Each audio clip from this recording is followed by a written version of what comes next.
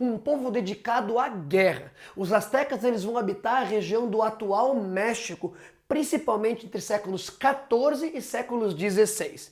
Eles vão fundar no século XIV a importante e fantástica cidade Tenochtitlan, onde hoje é a atual cidade do México, numa área de pântanos próximo ao lago Texcoco. Aos poucos, então, por meio de guerra e de alianças políticas, os astecas vão subjugar alguns povos e obrigavam então a pagar pesados impostos. Esses vários impostos normalmente eram na forma de mercadoria, e é justamente assim que a cidade Tenochtitlan passou a ser a cabeça desse grande império. Um ponto importante que tu não pode te esquecer dos astecas é essa vocação guerreira. Os demais povos da região do atual México, eles viam os astecas como opressores. O Império Azteca, ele apresentava uma sociedade bastante complexa. Ela era comandada por um imperador, ele era chefe do exército, além de ocupar o cargo de mais alto sacerdote. Ele era considerado um ser semidivino e concentrava então enorme poder e riqueza. A nobreza, por sua vez,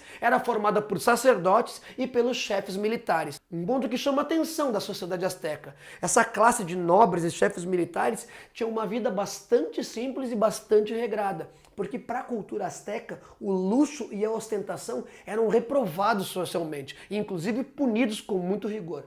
Os sacerdotes tinham por função cultuar os deuses e interpretar suas vontades, assim como era no Egito. Eles também acabavam por acumular grande riqueza em terras e joias, porque eles são o elo de ligação entre os deuses e a comunidade. Esses bens que eles recebiam eram doados pelo imperador ou pela comunidade de um modo geral. Os artesãos estavam agrupados em corporações e cada um tinha um conjunto de tradições e deuses próprios. Lembra que sobre os artesãos, eles transmitiam seus ofícios em caráter de hereditariedade e eles podiam trabalhar tanto nas casas quanto nos palácios e nas residências da nobreza. Os comerciantes tinham um nome específico, eram chamados de poctecas, e eles procuravam não mostrar sua riqueza. Te lembra por quê, né? Porque a riqueza ela era condenada, certo? Assim como os artesãos, os comerciantes transmitiam a sua profissão de pai para filho. Os camponeses eram o grupo mais numeroso, era a base da sociedade asteca.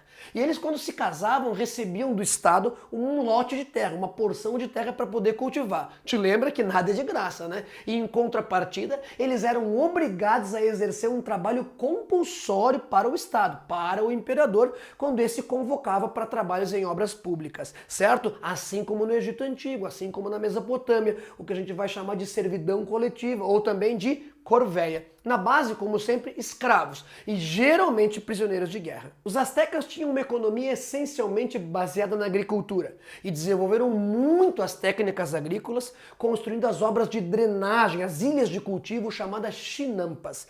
Plantavam e colhiam milho, pimenta, tomate, mas principalmente o cacau. As sementes de cacau, por exemplo, elas eram usadas como moedas, certo? Justamente porque ela tinha muito valor, porque era a partir da semente do cacau que eles faziam uma bebida muito apreciada chamada chocolate, que significa bebida amarga, e que quando vai encontrar os europeus, eles vão misturar o leite e vai dar origem ao chocolate que a gente conhece hoje. A religião asteca era politeísta, como toda da antiguidade. Eles cultuavam vários deuses ligados também às forças da natureza. O deus sol, o deus lua, o deus trovão e o deus chuva. A principal divindade era representada por uma serpente emplumada.